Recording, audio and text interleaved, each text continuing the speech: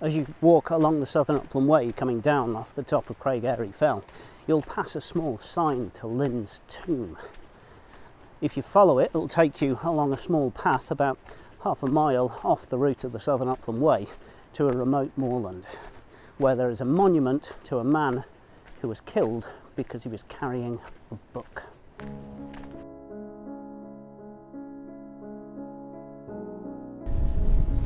William Drummond was a Scottish royalist in the 17th century.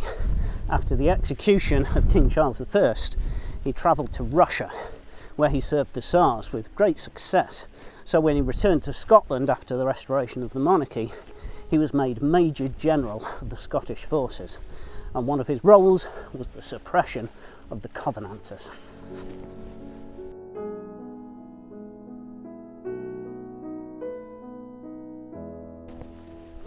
Covenanters were Scottish Presbyterians who were persecuted for their religious beliefs. In the 1680s, soldiers under the command of William Drummond would have roamed these hillsides searching for Covenanters who were hiding. And when they found them, if the Covenanters refused to swear allegiance to the king, they could be shot on sight.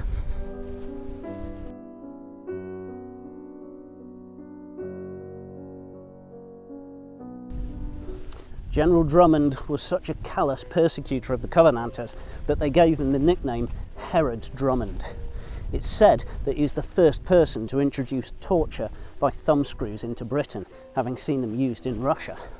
In 1685, he was here in Wigtownshire with groups of soldiers out searching for Covenanters.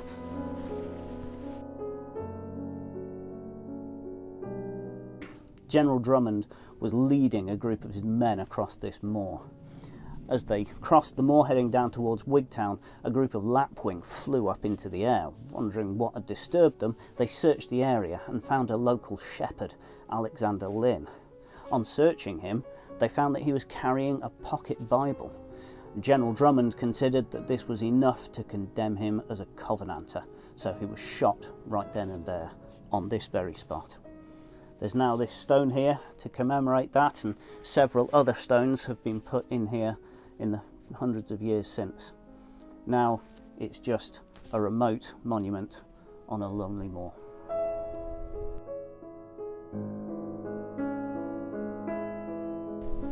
There is another story about the grave, a later story about a man who was crossing the moor on his way to cut some grass at a local farm.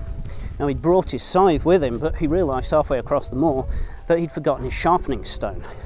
As he passed the gravestone, he realised that would work very well as a sharpening stone, so he broke a bit off the gravestone and took it with him. When he got to the farm he was supposed to be working at, the farmer noticed the unusual stone that he was using to sharpen his scythe with, and on asking where it had come from and finding out it had come from the grave, he sent the man back home, refused to let him work. Crossing back over the moor, the man fell from the stones at the top of Craigmoddie Fell and broke his leg. He didn't work for the rest of the season, and the gravestone was never disturbed again.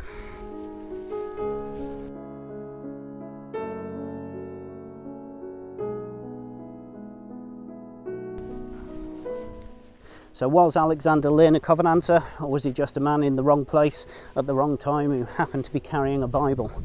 Well, there's a lot of evidence of Covenanters in this area. The residents of Craigmoddie Fell to the north and Galloway to the south, as well as Derry, which is right on the line of the Southern Upland Way, were all prosecuted in 1684 for conversing with rebels and traitors.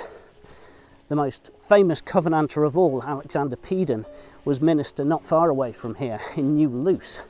So it's likely that Alexander Lynn was a Covenanter, or at least had connections with those who were.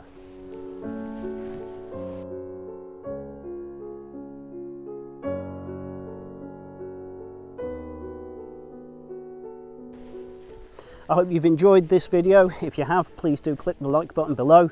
Make sure you subscribe to our channel for more videos about the Southern Upland Way. Thanks for watching.